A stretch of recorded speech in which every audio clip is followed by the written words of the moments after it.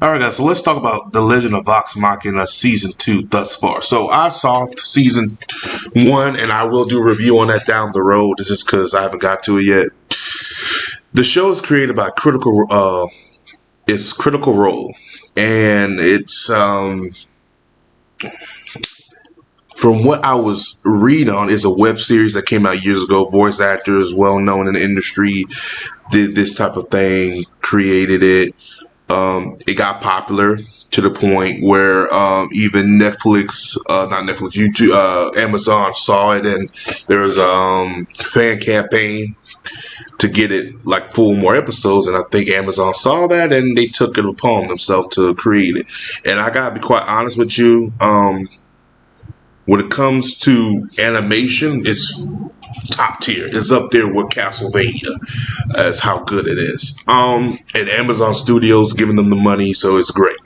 So we're gonna start off with the first season. The first season focused on Percy's, which is a guy who wears glasses and it's kind of like he's a kind of cyber punk ass dude with glasses and it has a gun. I like season 1 with the following his character because you get to know why he's the way he is. You get to know what happened to his backstory, and there's more behind him with the demon and stuff. He's the one with the white hair, and I love the character.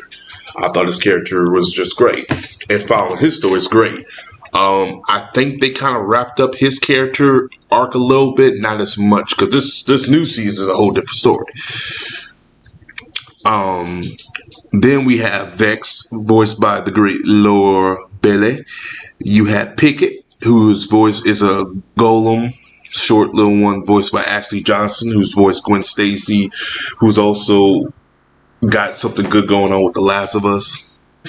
Matthew Mercer, which is a guy that name goes around everywhere, is Tinklet. See here, Liam O'Brien is Vax, the sister of Laura Bailey. And Liam O'Brien, O'Brien, he is a voice actor that you don't know by name, but you know his voice. Like you hear him like, okay, Gaara. He's Gaara from Naruto. It's just crazy. And then we got the other characters. Let me say this. When it comes to shows like this, and this is very LGBT full in there, but it's not, it's twinkled in there. The problem I have with Dragon Age Absolution, and this is why I said this show does it better, is to introduce me to this world we're in here. I'm interested to the characters. I just named out the characters, and I named out the voice actors. So I gave a damn about these characters because I gave a damn about the freaking show itself and the world they were building in. And maybe it's the fact they have more episodes. Maybe that does help. Or maybe it's the fact that they took the time to develop these characters and not to show me in episode 1 a woman and woman kissing, and by the end of the season you give me 2 men kissing. Like, if that's what you're trying to go for, that's not me. That's not going to gear me to watch the show even more. All you're doing is trying to be diversity and all the extra included. I don't want that. I want a good story, good characters. This show does that.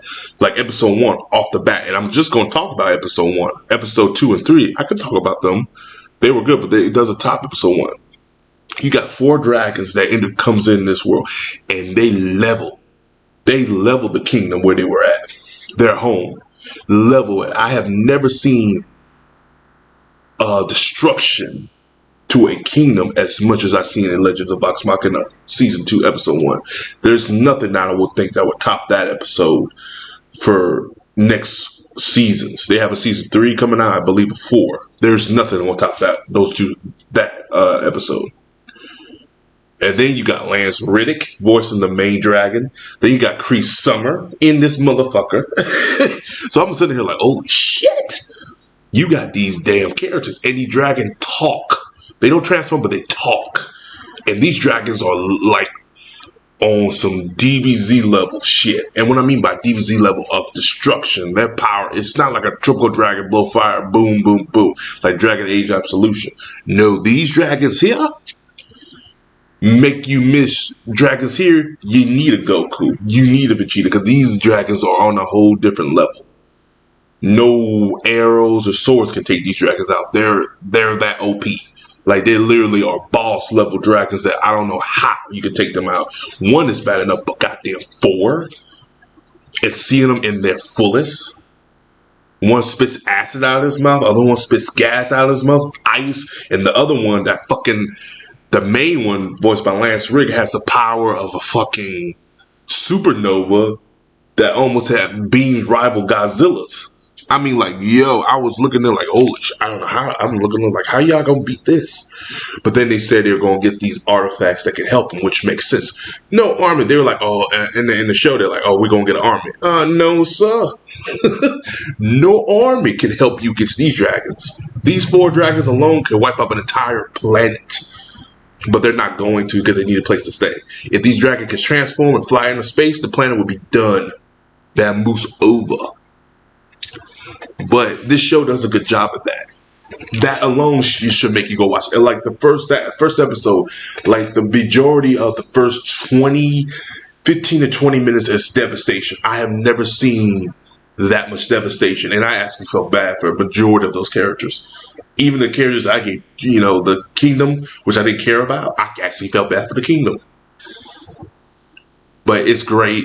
The way they handle it was great. The show itself is great. It's a fantastic show. It's probably one of the best shows out there that handles all that LGBT story and characters very well to the T. Like, if you want a blueprint on how a modern show handles things with that type of LGBT, all that shit, this is that show.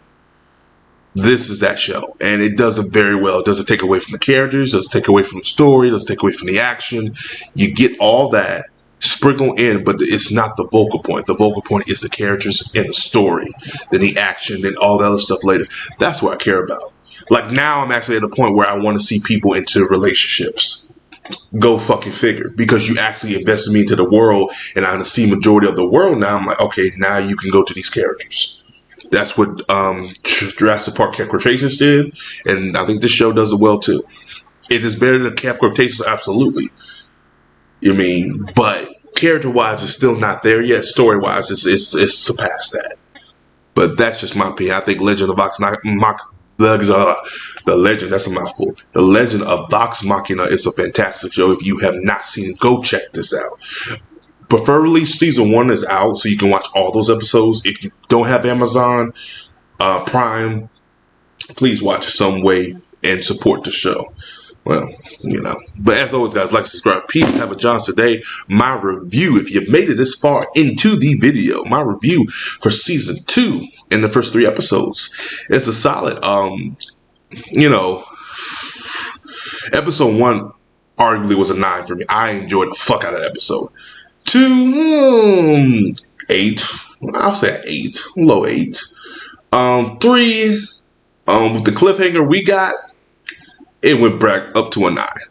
So, arguably, for season 2, first 3 episodes, I give it an average of a damn 9. So, as always, like, subscribe. Peace. Have a Johnson day.